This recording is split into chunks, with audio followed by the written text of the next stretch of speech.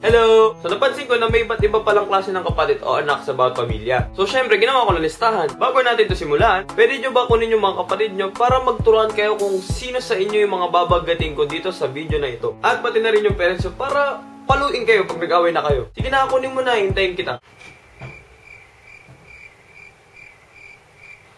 Okay na? So ang gawin natin, simulan na natin.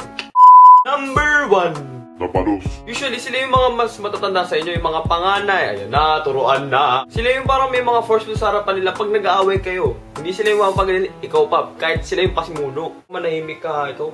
Kung matanda ako sa'yo, tumahimik ka. Sa'yo, tumahimik ka, ha? Tumahimik ka. Wala akong pake kung mas matanda ka sa akin. Oy, Luigi! Ganyan ka ba makipag-usap sa kuya mo?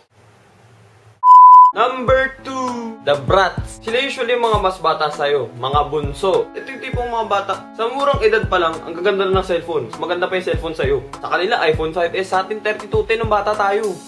Number 3, the favorite. Kailangan ko pa bang i-explain? Kung hindi nyo pa rin gets, sila yung paborito ng parents.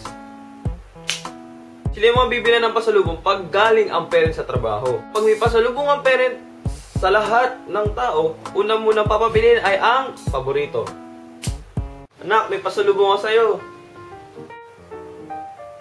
Gusto ko po, ito po, dad. Number 4. Halimbawa, ito gumaganito.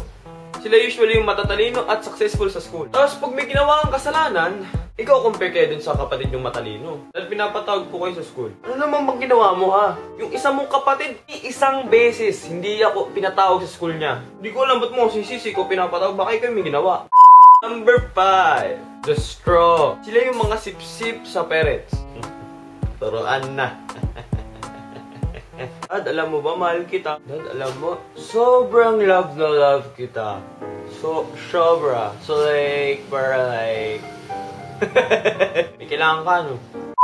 So may bagong segment dito sa video ko. Natawag ko siyang Weekly Obsession! Ang weekly obsession ko ay itong Knorr seasoning. Nalagyan ko halos lahat ng ulam. Tinola, sinigang, corned beef, fried chicken, bacon, itlog, spam, kahit ano pa, basta masarap kasi to.